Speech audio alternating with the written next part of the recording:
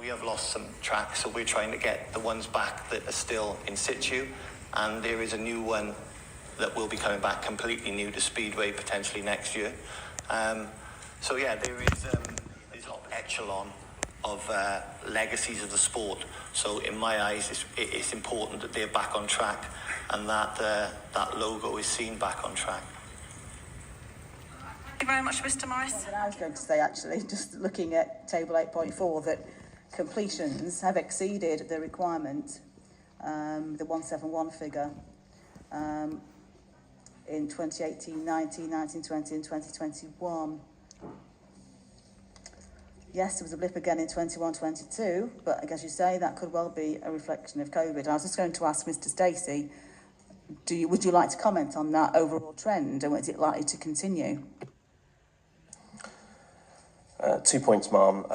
The continued trend I obviously look at in my rebuttal, and I think that will be part of the later part of the agenda. But we also have to look at the trend in overall housing completions across those periods as well, and we can see that those are significantly increased. Anywhere else, for that matter, is intrinsically linked to the overall level of dwelling completions, since a very significant proportion of affordable housing is tied to the delivery of large market-led developments. The number of people on the housing register and the preferences that have been identified.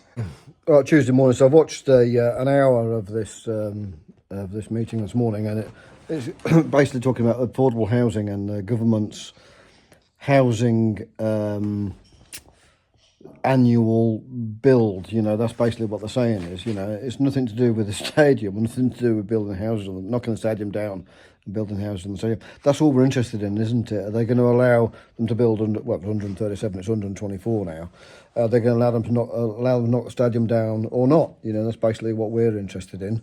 And they're just talking about government objectives and affordable housing. And it's again, same as last week, it's really hard to watch. And it's such tiny, minute details that I don't think are relevant to knocking the stadium down. That's all they want to do. They want to knock the stadium down and build 124 houses. We all know that, but that's not what they're talking about. That's the story at the end of the day. Go on, Dave. This is hard work, isn't it? Your paragraph 2.2 about closures of stadiums such as Old Trafford, Villa Park or Lords would be closed and users left without replacement facilities. Those, of course, would all be subject to Sport England acting in their statutory capacity, wouldn't it?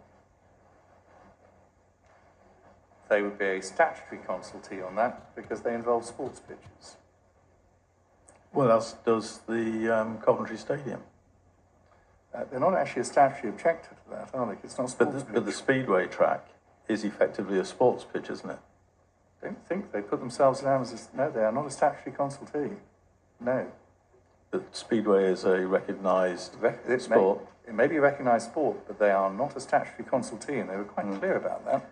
But I think, I accept that, but I think that reflects the tendency for, you know, sports, the playing pitch assessments and so on, to concentrate on the main sports like football, cricket, hockey, rugby. They don't address minority sport interests. They've asked me if I want to come along one day this week, and I just don't. It's just, I'd fall asleep. It's just tedious, isn't it? I do feel sorry for Dave. Like, are you going to build bloody houses on it or not? That's all we want to know. You're going to knock it down or not? You know, we're trying to object against them knocking it down. We want the stadium for Speedway and Stockcar. That's basically the end of it. Participants and spectators and need for, driving me mad. British Formula One, there are probably about 15 other race divisions, right down to juniors, we feed into the sport that are very, very important.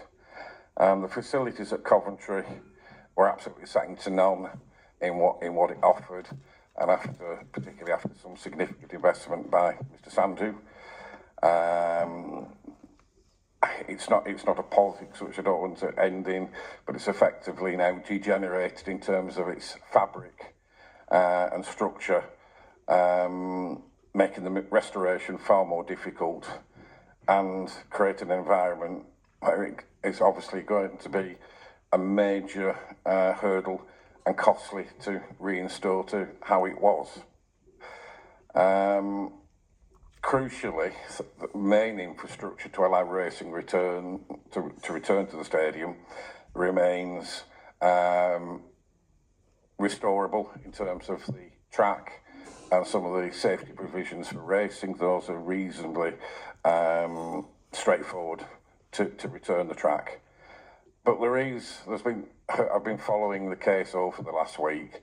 There is an urgent and pressing need to restore the stadium. Many of the arguments you've already heard, I can only echo. So the sport can once again return on a regular basis back to sort of the West Midlands. The council have done their bit in terms of local people, local competitors, local councillors, and it's about hopefully rejecting the proposals so we can move forward and restore the stadium. Mr. Rees, you tell us at paragraph 5 of your statement, the sport currently operates from around 20 venues. I would refute that. I would say there's common sense to the fact that people cannot afford to travel out of area. Common sense is just simply what's used as a stock answer for people who actually don't have an answer, because there actually is no information which you have available on this. True. I have run Poole Speedway successfully for 24 years. My team has been the most successful Speedway team in recent history, having won its respective league championship on 10 occasions in that time. During my time within the sport, I have regularly served on the national governing body and believe I have the knowledge and experience required to return Speedway to Coventry and run it successfully. In my view, Coventry Stadium was one of the very best for Speedway in the UK. I also believe that Coventry Speedway has a history and potential, attendance-wise, greater than my own club, Poole. I'd be thrilled at returning one of the greats to the sport, and the prospect of returning Speedway to Coventry and leaving a legacy fills me with excitement. Right, back at Rugby Borough planning, because I've been on this Save Coventry since day one, and if this is the last day, I'm going to make sure I'm here for the last day too. So, wish us luck. Let's see how today goes. Well, I'm here for 9 o'clock and I've just gone in and it started at 8, so I can't get in, the door's locked. And obviously you can't go in a meeting halfway through the meeting started. I've just paid 10 quid to park for the whole bloody day. Well, that's a tenner wasted money. I'll see if I can give my ticket away. Right, looks like I'm going back to work. I've come all the way to Rugby to show my support. And they've started an hour early without telling anybody. Oh well, that's worry. I've come back the scenic route. I wanted to be in the courtroom today, but got to take this opportunity of coming back and just having a look at the stadium on the way back. And I tell you what, I ain't going to be here the day the bulldozers come in, because I'm going to be crying when they knock this down. Let's just hope they don't. Let's just hope we can save it, eh? Let's just hope we can save it. We can journey, keep trying while it's still standing. What a wasted journey for me this morning, but hey, I was an hour late, but it doesn't matter. I might go back at lunchtime. I've got my suit on and I've got my parking ticket, so I'm going to go home and have some breakfast, and I might go back later. So I've come back to have a look at the stadium on the way back, just for the sake of it, no other reason. It's all pretty with the sunshine. Right, we're going. Right, so back at work, back in work clothes, and I've just found out on the internet that the court case, rather, the planning meeting has been adjourned, because out of the blue, the NHS turned around and said they want 133 grand if they build houses, and nobody knew about this, and all of a sudden it's got to be considered what's going to happen, who's going to pay for it.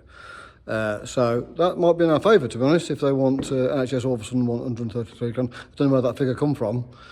It was 137 houses, now it's 124, but that's the figure that I've just read, and they're saying they want this money if they build houses, so it's been adjourned until November. So it's going to put it back now, considerably. So okay, that was my summary of this week's planning application at Rugby Borough Council. Obviously didn't get to go because I didn't know it had been adjourned and I ended up turning up without realising, so my fault is here, but there you go, I was intending to go for the last day. So I've summed it all up in 10 minutes, so you aren't going to suffer for hours and hours, because it was boring. Some of it was interesting, that we've got some interest in, but a lot of it was boring.